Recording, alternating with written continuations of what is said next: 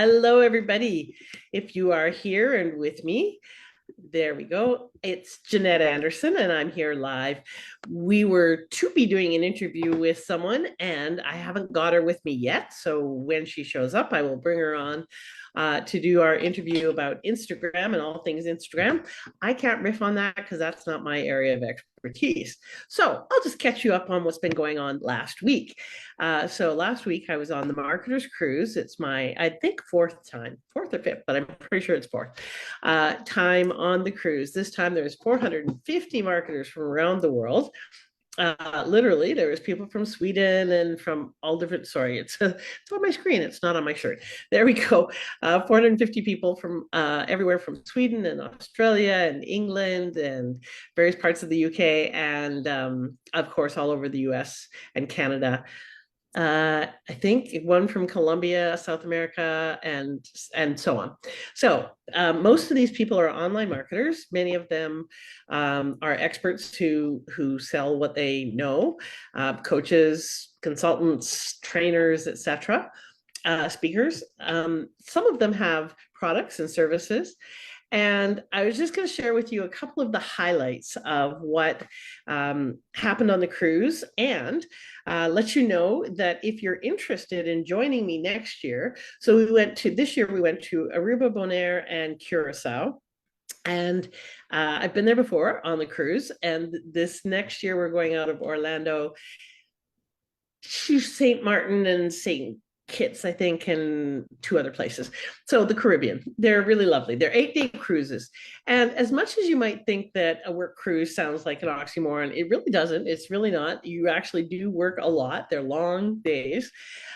There's at the days at sea, we're actually networking and doing introductions. You haven't lived until you've lived through 400, well, but maybe 370 30-second intros. And then there's training, there's education from the group leaders, et cetera, et cetera. When we're in port, of course, we're in port, there's excursions, there's partying together, there's getting to know one another, et cetera. Oh, there's our guest. Hang on just a second, I'll go get her. But let me just finish off by saying, as with all networking, the key is in the follow-up. So I'm here in a resort in Orlando with my friend Veronica, who we traveled with, and I am going to be following up over the next 2 or 3 days to just letting her know I'll be right there to follow up with all of those connections, because otherwise there's no point in going. It really is about making sure that you follow up, follow up, follow up. So this is your little admonition if you go to any networking this week or this month, to make sure that you follow up, follow up, follow up. All right. Hello, Miss Ruthie. So everybody, we'll start over. This is Ruthie Gray, and I'm going to introduce her in just a second. Today, we're going to be talking about Instagram and how to grow yourself on that platform. And so let me do what I normally do, which is to formally introduce my guest, and then we're going to ask her to tell us something about her that we wouldn't guess by reading her bio or her website.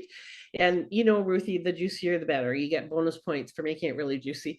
And then we're going to dive into the topic. And today we're talking about how to make Instagram work for your business. This is not my area of expertise. I have an Instagram account that every once in a while I go and look, and oh, lo and behold, my team has posted stuff, but that's about the extent of it. So let me tell you about Ruthie first. Ruthie Gray is a wife, Gigi, or Gigi. I'm not sure how we pronounce Gigi. that. You did it. You did it. Empty nester and content marketing consultant for Christian entrepreneurs, specializing in community building for Instagram and newsletter growth. Her hobbies include Florida beach walks, RVing with her hubby, and reading historical fiction.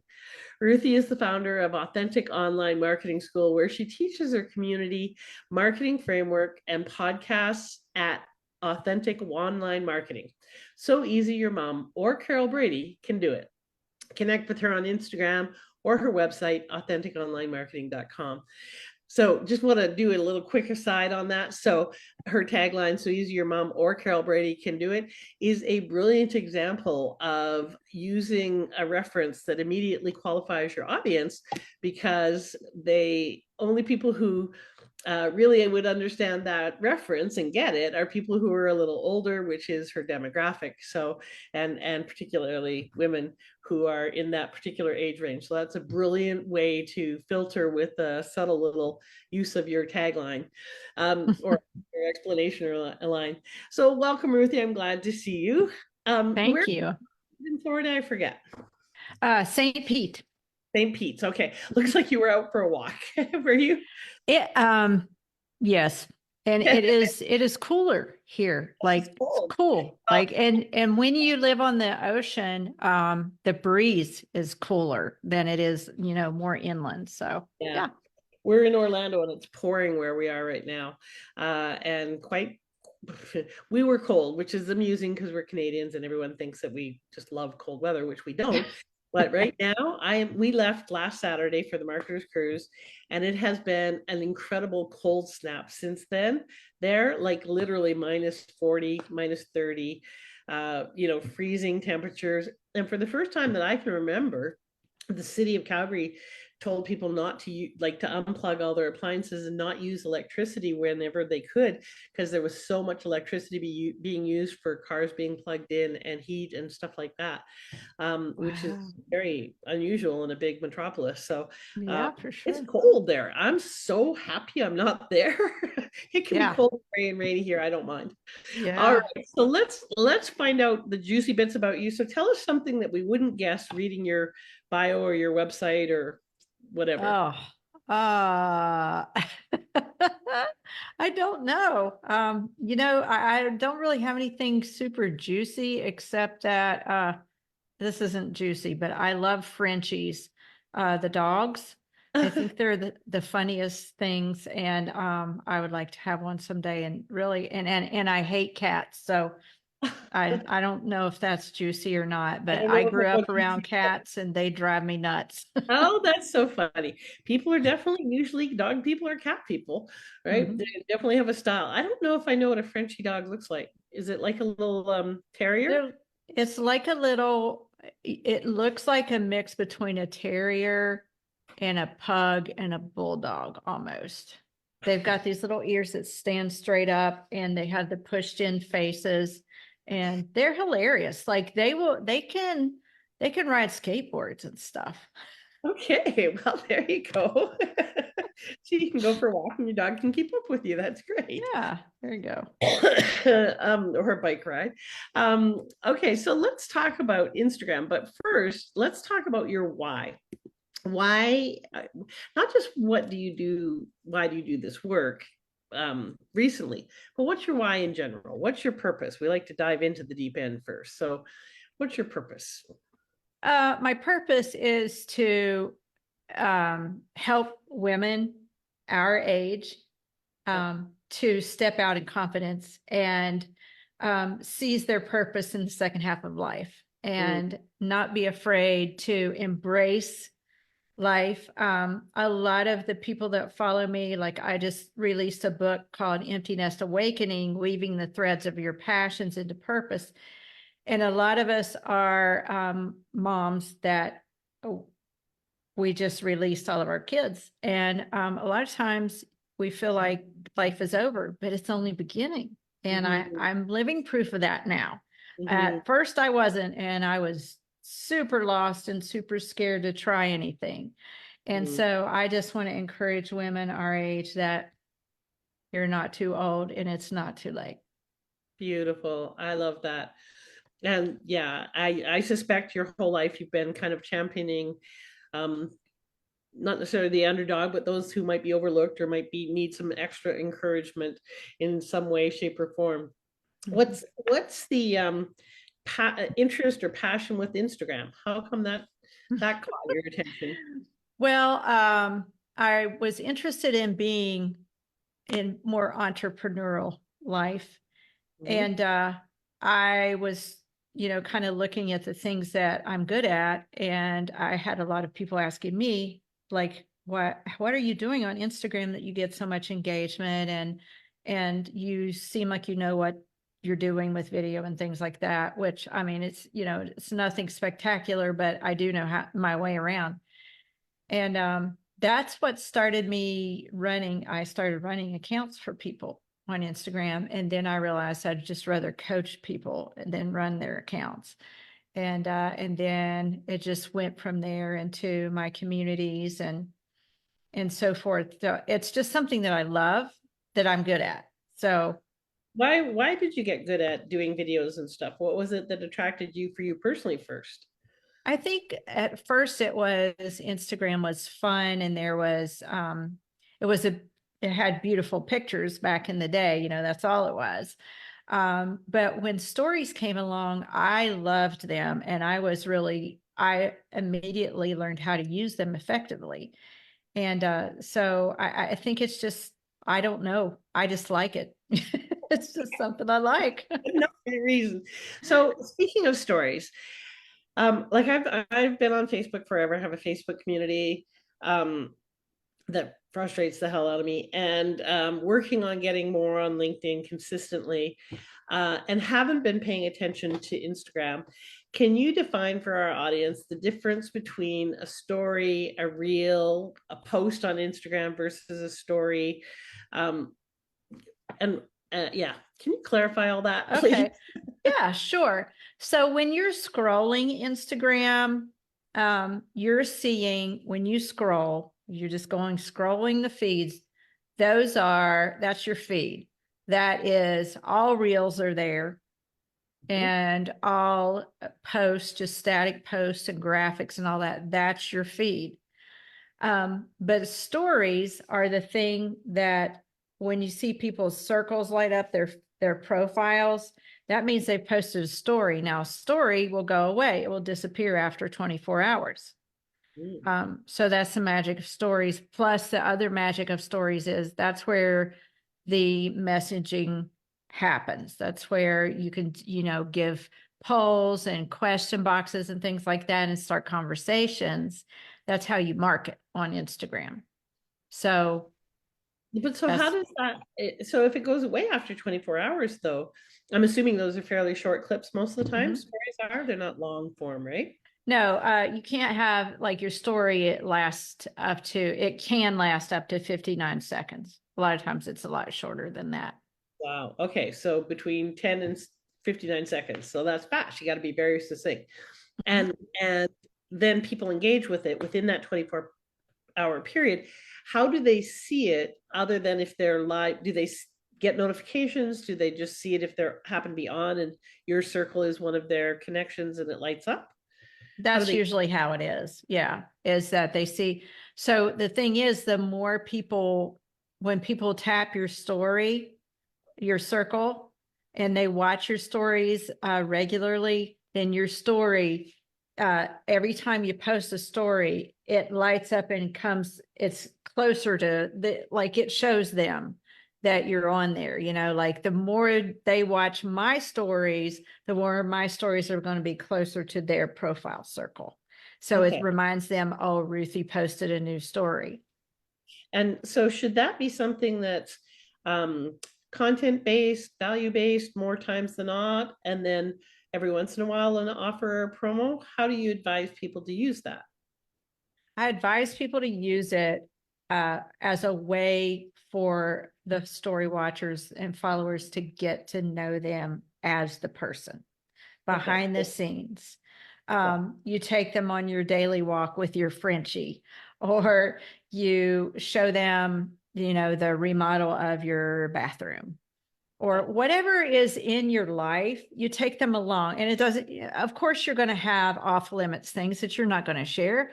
Just share things that you're comfortable with that help them get to know you as a person, because the more they get to know you, and the similarities that they have in common with you, the more they're going to trust you.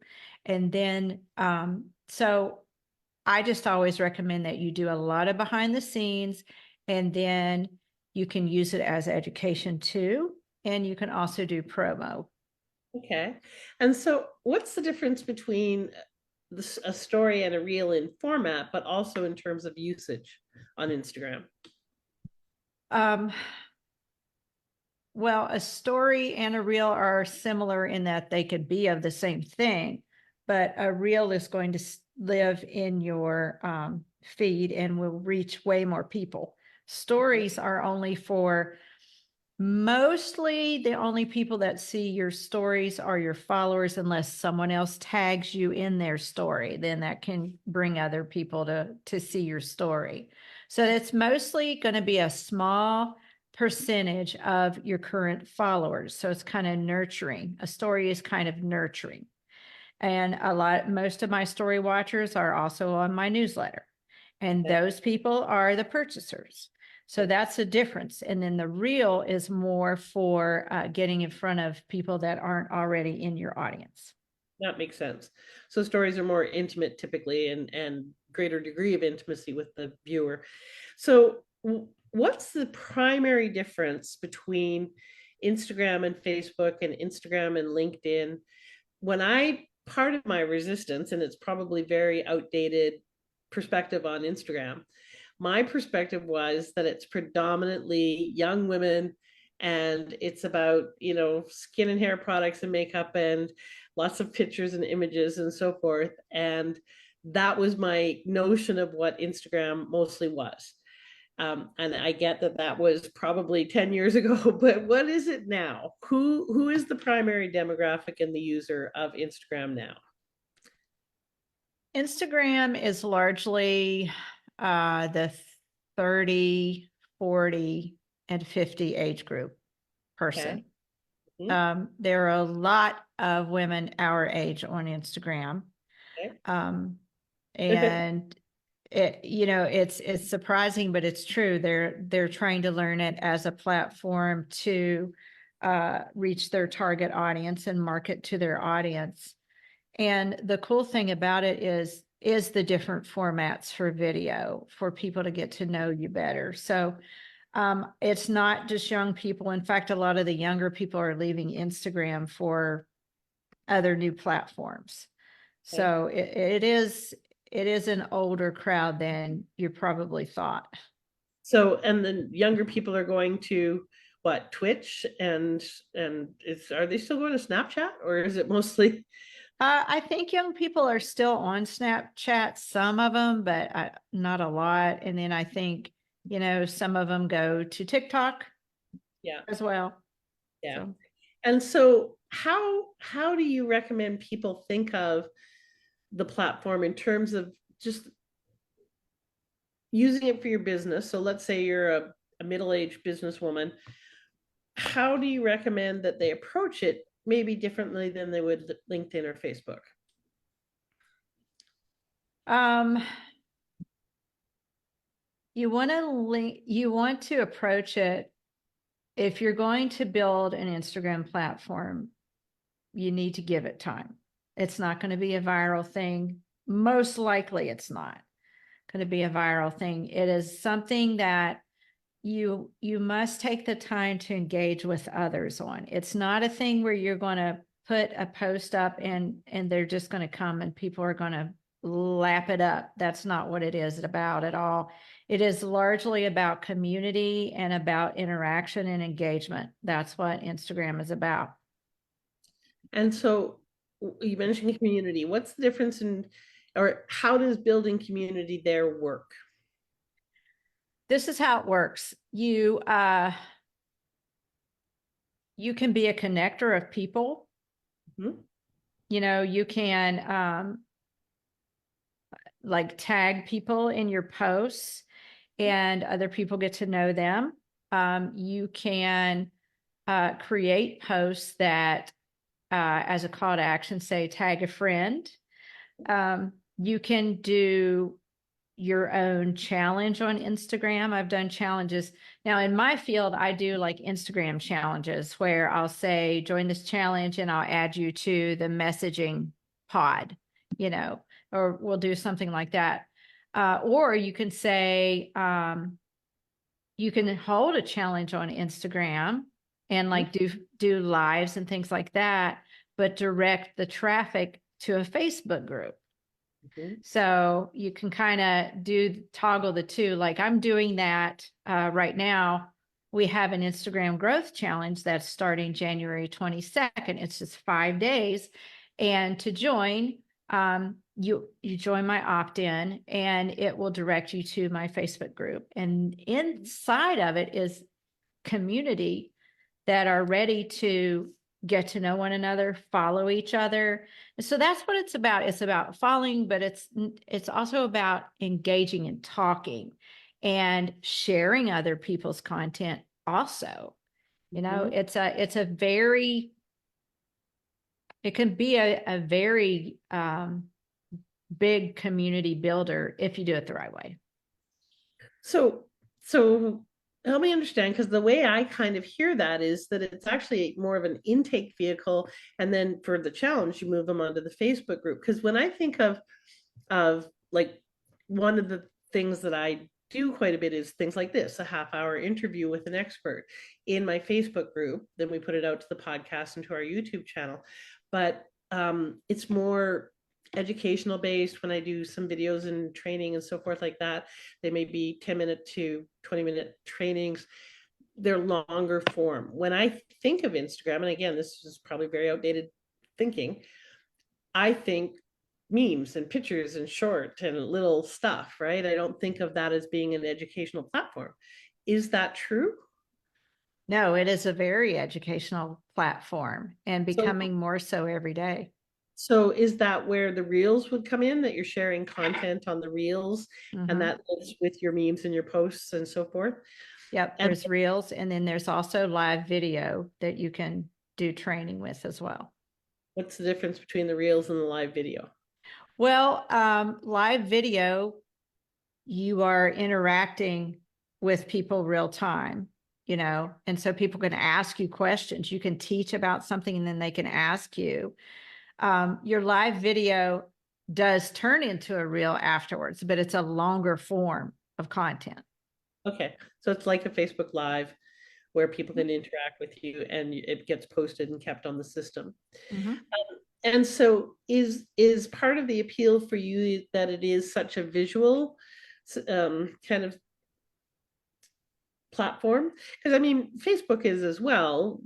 Posts that convert better have pictures or, memes or things like that. But is it that it's just kind of a different, more, I would call it a more vibrant visual format I that, think it's more, I think it presents itself as more intimate. And with all of the different video formats, with live video and reels and stories, and the different purposes of each, I feel like you can cultivate trust better over there. I just do. okay. And so one of the things you mentioned is engaging with potential clients or prospects or even existing clients. What's a good way to create engagement with them? Well, a good way is to engage with their posts, interact and leave value comments, not just love it, heart, heart, heart, but actually engage and be concerned about that person. You know, if they post something that is kind of personal or whatever, have empathy.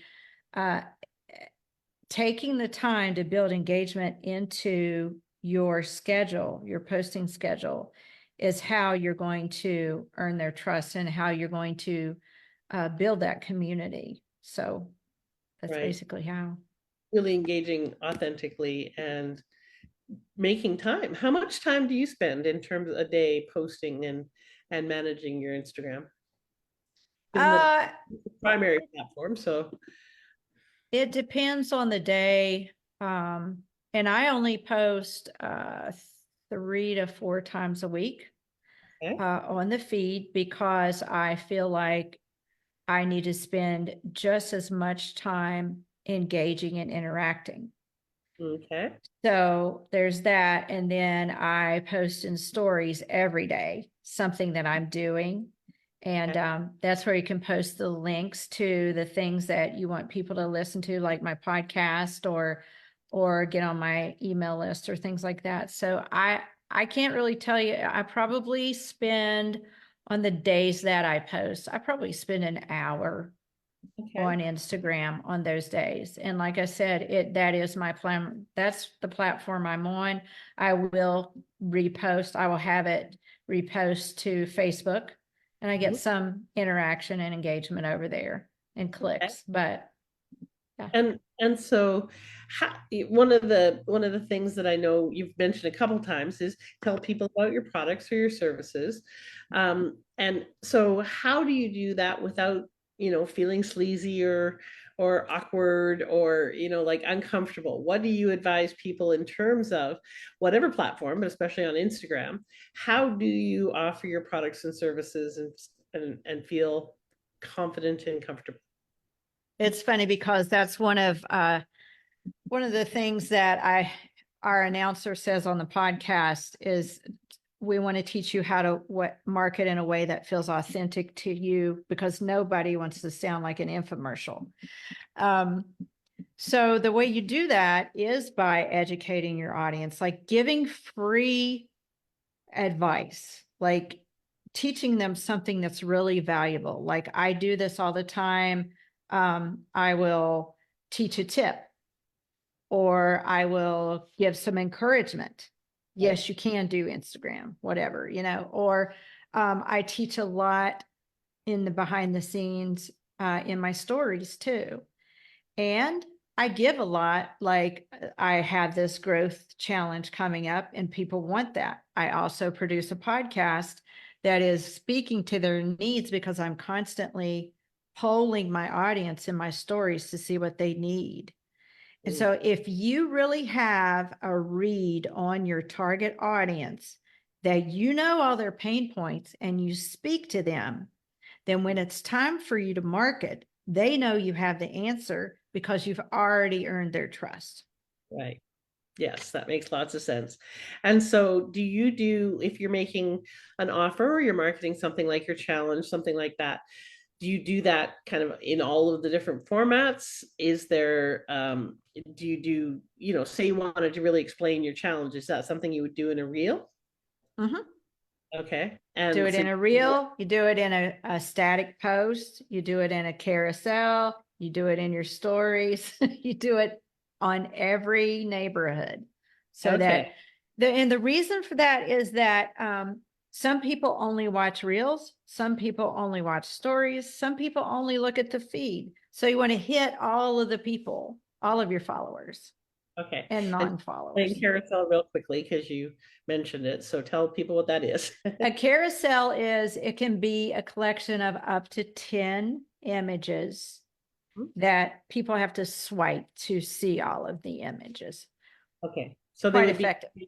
related to, for instance, if you did a carousel on your challenge, it Mhm. might be words and then a picture and then Mhm. words and then a URL, something like that. And they go through the carousel. Yeah, you could do any of that. Mhm. Okay, awesome. So tell people how they can find out more about you and how you serve people. If you go to authenticonlinemarketing.com, you'll see my website and all my offerings, and you'll see that the growth challenge is at the very top of the website and you can join.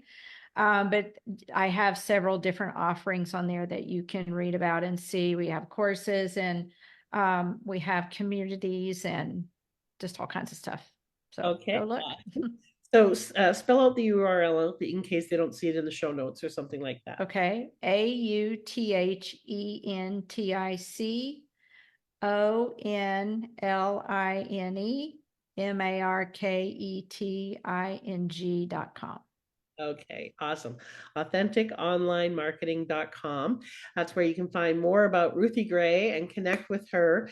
And having talked to you a couple of times, I know how passionate you are about really getting people seen and heard, and especially making a difference for women who want to get their message out there, who want to be really contributing more. And this is part of how you support them in doing that. So I really appreciate you doing that work in the world. It's really great to have more people getting more women seen, heard, valued, and appreciated, and helping them do it in a way that fits for them, because not every platform fits for every person.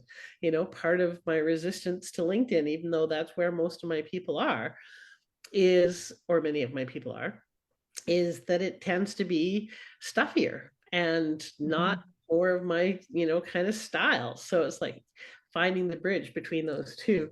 And so is there something on your website where people can get to know you, or an opt-in that you have that they can kind of find out more about what you teach? Do you have a lead magnet on your website? Yes, the one is the 5-day growth challenge, but then there's also an Instagram caption starter that they can grab, Cool. so it'll help you with your hooks and your calls to action. Oh, good. And then, yeah, and I mean, if you listen to the podcast, you'll hear things regularly to do on Instagram. So podcast is free. And tell them. And we just did, and that's called Authentic Online Marketing Okay. Podcast. And we just did a 2024 Instagram trends as it relates to women our age. Oh, cool. And then we'll have we also teach email marketing. So we have a 2024 email marketing trends that's coming up next week. Ooh, okay. So that's on the podcast, Authentic Online Marketing. Mm-hmm. And I'm assuming you're on Apple and Spotify and all the major platforms. We are everywhere there. Yeah. And you will see that on the website as well. Beautiful. All right. Well, thank you so much for being here, Ruthie. I appreciate it. And what's one last thing you'd like to leave everyone with? What's one last thought or piece of wisdom? Well, I just think it's important. Something that I probably should have said sooner in this interview is the reason we say authentic online marketing is because no one can say your message the way you can say it. So if you're hesitant to be on video and to put yourself out there, I just want to encourage you that there's somebody out there that needs it the way you can say it. Somebody needs you out there. And, that's something that I say in my book is if God is calling you to something, it means he's calling you to someone.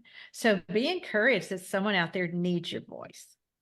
I love that. That's a beautiful, beautiful phrase. If something is calling you to something, it means that they're calling you to someone, or God's calling you to something, it's calling you to someone. Beautiful. Thank you so much, Ruthie, for being here today.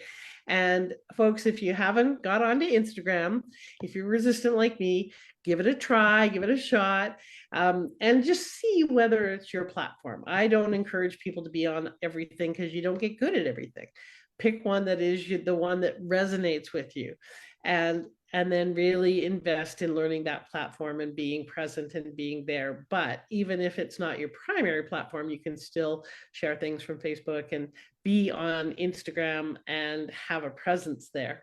And it really helps to get help from people who are really good at it, because then it takes a lot of the frustration out. So check out Ruthie online, or AuthenticOnlineMarketing.com, and her podcast, so that you can take the frustration out, get seen, get heard, and be the difference that only you can be, my friends. Have a bodacious week. Bye for now.